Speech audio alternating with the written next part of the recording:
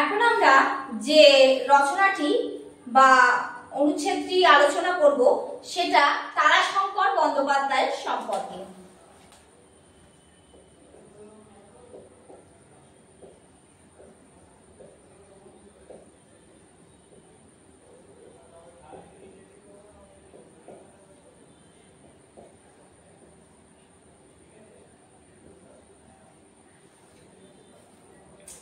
প্রথমেই আমরা ভূমিকায় জেনে নেব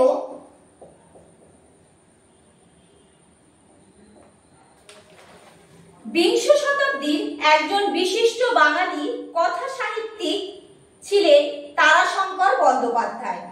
তার সামগ্রিক সাহিত্যকর্মের মধ্যে রয়েছে ৬৫টি উপন্যাস, ৫৩টি গল্পগ্রন্থ, ১২টি নাটক, ৪টি প্রবন্ধের বই এবং ৪টি আত্মজীবনী।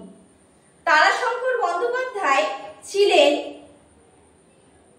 কথা সাহিত্য জগতের এক উজ্জ্বল নক্ষত্র। এরপরে আমরা এই ভূমিকার পর আসব যে কবির জন্ম পরিচয় সম্পর্কে।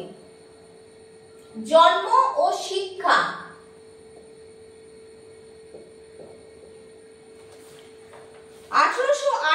খ্রিস্টাব্দের ২৩শে জুলাই পশ্চিমবঙ্গের বীরভূম জেলার লাভপুর গ্রামে জমিদার পরিবারে জন্মগ্রহণ করেন তারাশঙ্কর বন্দ্যোপাধ্যায়। ১৮৯৮ খ্রিস্টাব্দের ২৩শে জুলাই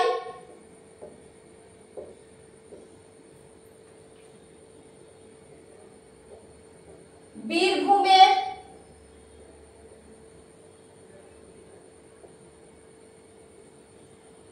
লাভপুর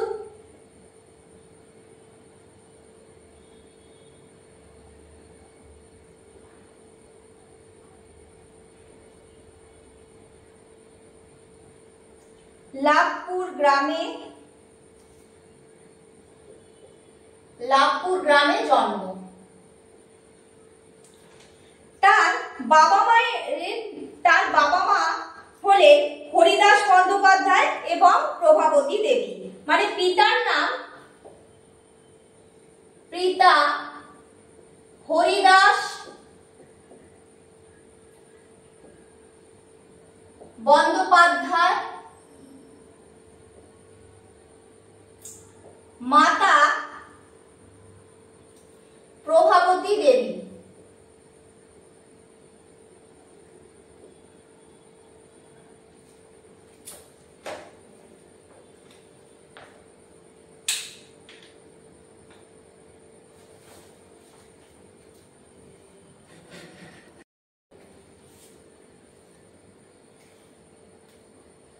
তাদের বাড়িতে নিয়মিত কালী ও তারা মায়ের পুজো হতো। তার বাবা মা দুজনেই ছিলেন অত্যন্ত ধর্মপরায়ণ ও আদর্শনিষ্ঠ। তারাশঙ্করের জন্মগ্রহণ করার আগে প্রভাবতী দেবী ও হরিদাসের জ্যেষ্ঠ পুত্রের মৃত্যু হয়।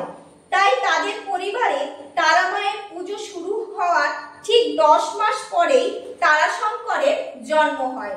তিনি মায়ের দয়ায় জাত হয়েছিলেন বলেই তার নাম রাখা হয় তারাশঙ্কর। তারাশঙ্কর ছোটবেলায় মাদুলি, তাবিজ, কবজ এবং বহু সংস্কারের গণ্ডিতে বড় হয়ে ওঠেন। আসলে সততা, ধর্মাভাব, ভক্তি ও ধর্মশাস্ত্রীয় বিশ্বাস তিনি পেয়েছিলেন মায়ের কাছ থেকে। যদিও পরবর্তী জীবনে এসব বিশ্বাস নিয়ে অনেক দ্বিধাদ্বন্দ্ব, জিজ্ঞাসা তার মনকে আলোড়িত করেছে। প্রগতিশীল চিন্তার শরিক হয়েছেন। তারাশঙ্করের বাল্যজীবন কাটে গ্রামের পরিবেশে। গ্রামের স্কুল থেকেই তার প্রাথমিক পাঠ।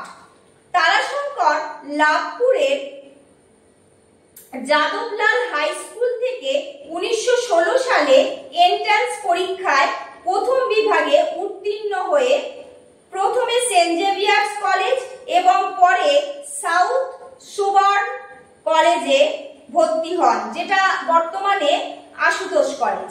তিনি সেন্ট জেভিয়ার্স কলেজে ইন্টারমিডিয়েট পড়ার সময় অসহযোগ আন্দোলনে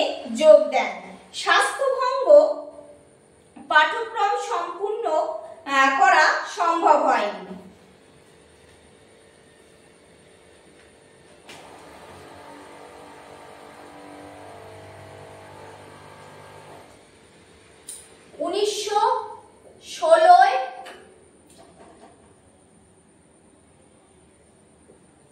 এন্ট্রান্স পাস। তারপরে সেন্ট জেভিয়ার্স,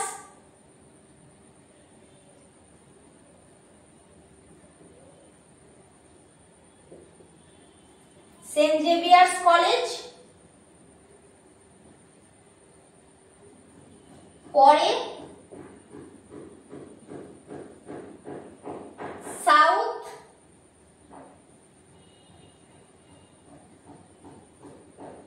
সুবারবান কলেজ,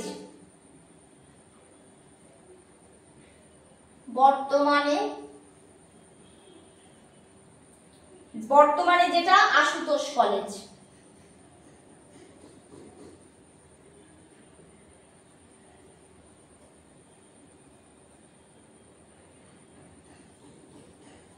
এখানে ওনার ছাত্র জীবন কাটে। এরপর তিনি অসহযোগ আন্দোলনে যোগ দেন এবং সম্পূর্ণ করে উঠতে পারেননি পাঠ্যক্রম।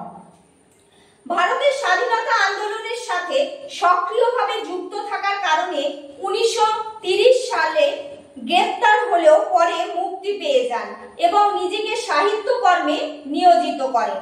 1932 সালে তিনি প্রথমবার শান্তিনিকেতনে রবীন্দ্রনাথ ঠাকুরের সাথে দেখা করেন। একই বছরে তার প্রথম উপন্যাস চৈতালি ঘূর্ণি প্রকাশ পায়।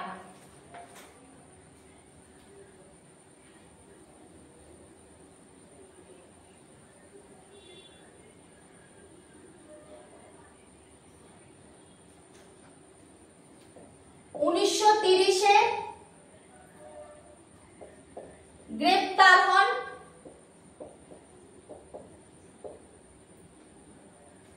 আচ্ছা, তারপরে 1932-এ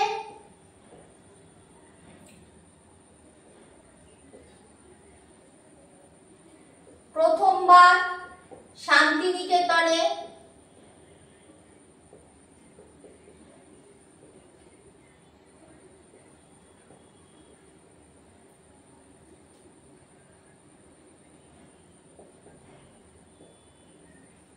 রবীন্দ্রনাথের সঙ্গে সাক্ষাৎ।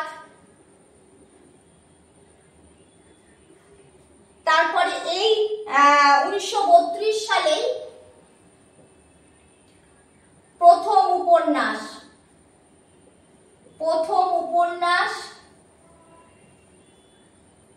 চৈতালি ঘূর্ণি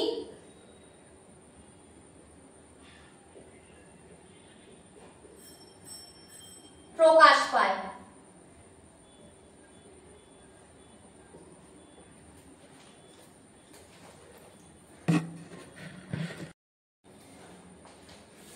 তাহলে 1932 সালে প্রথম উপন্যাস চৈতালি ঘূর্ণি প্রকাশ পায়।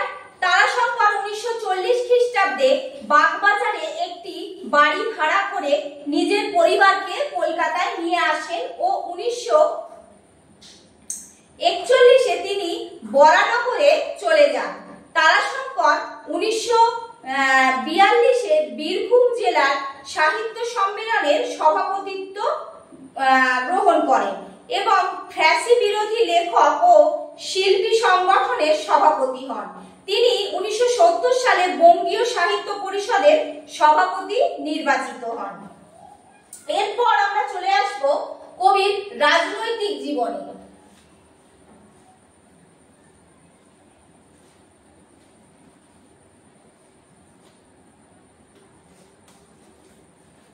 রাজনৈতিক জীবন।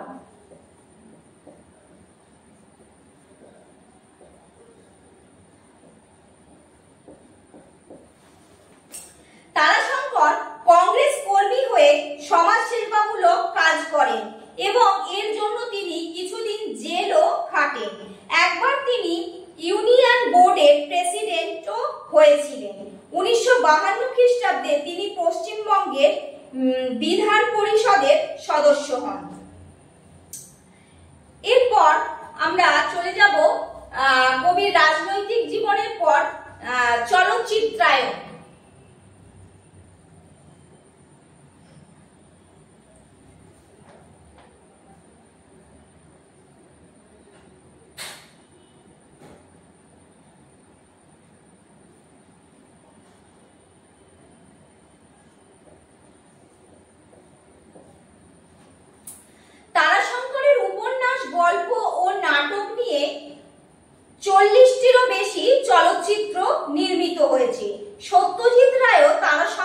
জলসাঘর এবং অভিযান উপন্যাসের সফল চিত্ররূপ দিয়েছেন।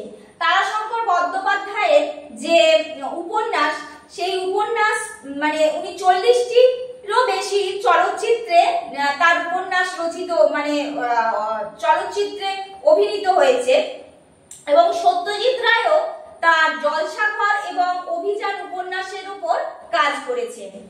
এরপর আমরা চলে আসছি তারাশঙ্কর বন্দ্যোপাধ্যায়ের কবিতা।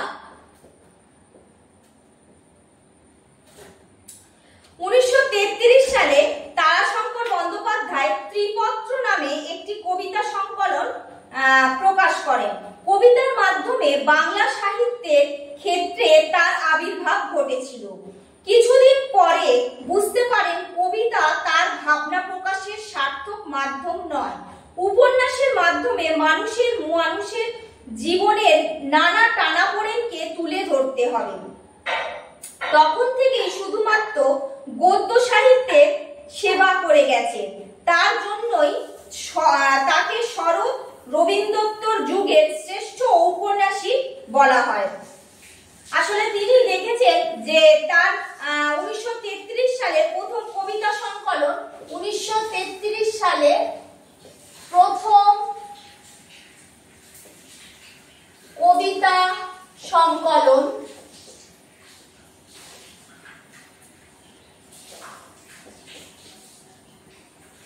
ত্রিপত্র।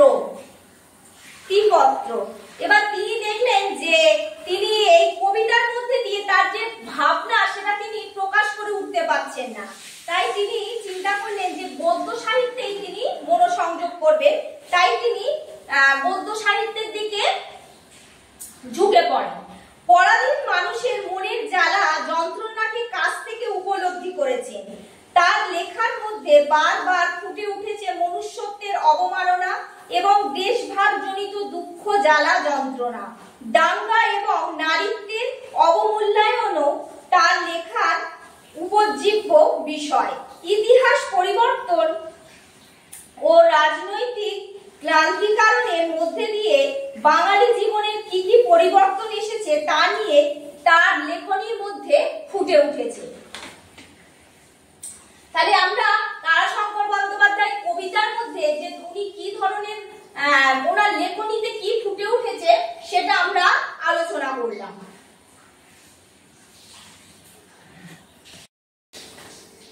এরপর আমরা চলে আসব কবির উপন্যাস সম্পর্কে।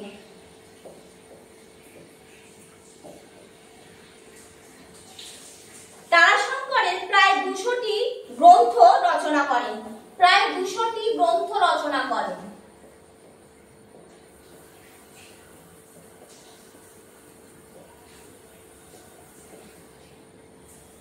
সেগুলির মধ্যে চৈতালি ঘূর্ণি,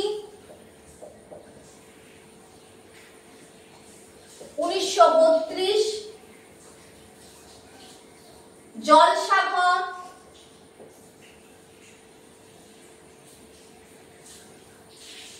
জলসাঘর 1938, ধাত্রীদেবতা,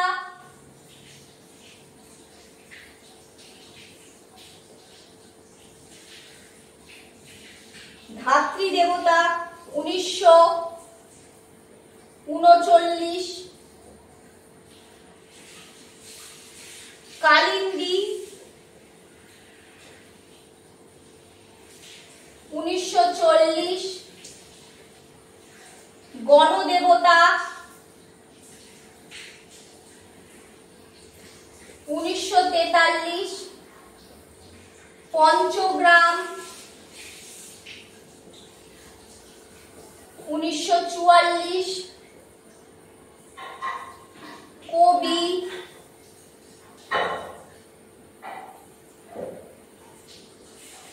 1944, হাঁসুলি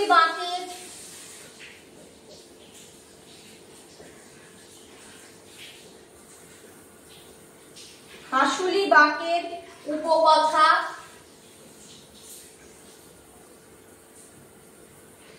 1946, 1947, আরোগ্য নিকেতন,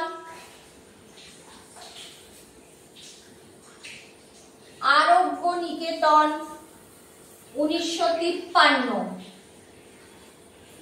এছাড়াও এই উপন্যাস ছাড়াও ওনার বেশ কিছু ছোট গল্প আছে। সেই ছোট গল্প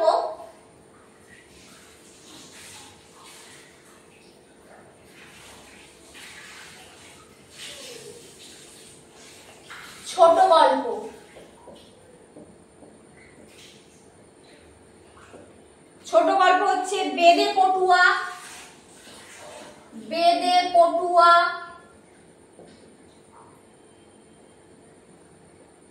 মালাকার, লাঠিয়াল, চৌকিদার,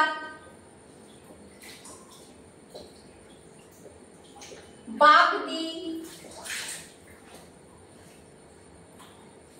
বস্ত্রম, দোল,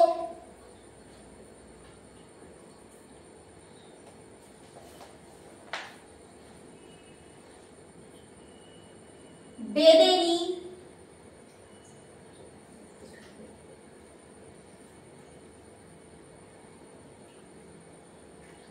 ডাক করা ইত্যাদি।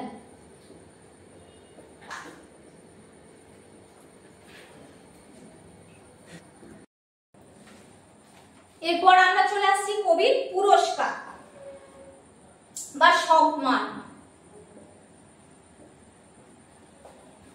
এই বিশিষ্ট সাহিত্যিক পুরস্কার তারাশঙ্কর বন্দ্যোপাধ্যায় যে সমস্ত পুরস্কারগুলো পেয়েছেন, বিশিষ্ট সাহিত্যিক পুরস্কার, রবীন্দ্র পুরস্কার, সাহিত্য একাডেমি পুরস্কার, জ্ঞানপীঠ পুরস্কার, পদ্মশ্রী এবং পদ্মভূষণ পুরস্কার।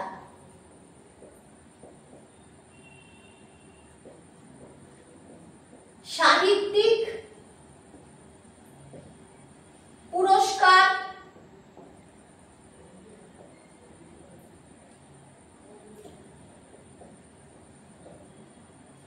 রবীন্দ্র পুরস্কার,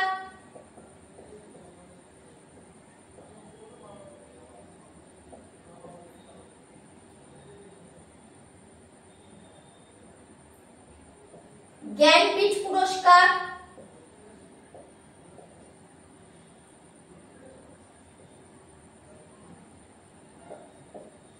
জ্ঞানপীঠ পুরস্কার, পদ্মশ্রী,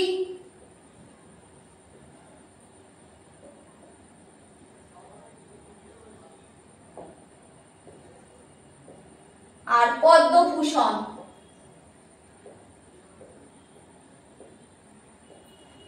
এই সমস্ত পুরস্কারে পুরস্কৃত হয়েছিলেন তারাশঙ্কর বন্দ্যোপাধ্যায়। এরপর মৃত্যু। 1917 সালে 14 সেপ্টেম্বর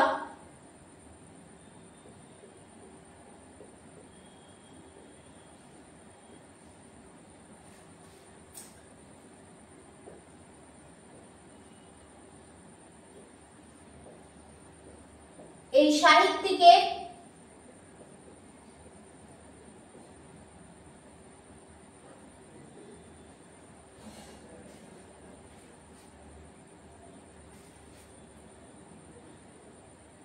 ও কালজয়ী ঔপন্যাসিকের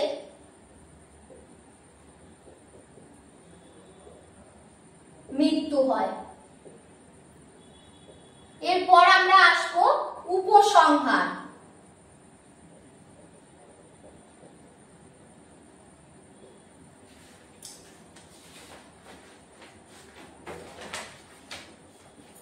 তারাশঙ্কর বন্দ্যোপাধ্যায়ের লেখায় বিশেষভাবে পাওয়া যায় বীরভূম বর্ধমান অঞ্চলের সাঁওতাল, বাগদি, বৈষ্ণব, বাউরি, ডোম, গ্রাম্য, কোরিয়াল সম্প্রদায়ের কথা। ছোট বা বড় যে ধরনের মানুষই হোক না কেন, তারাশঙ্কর তার সব লেখায় মানুষের মনুষ্যত্ব মানুষের মহত্ব ফুটিয়ে তুলেছেন, যা তার লেখার সবচেয়ে বড় গুণ। সামাজিক পরিবর্তনের বিভিন্ন চিত্র তার অনেক গল্প ও উপন্যাসের বিষয়। সেখানে আরো আছে তার গ্রামের জীবনের ভাঙনের কথা, নগর জীবনের বিকাশের কথা।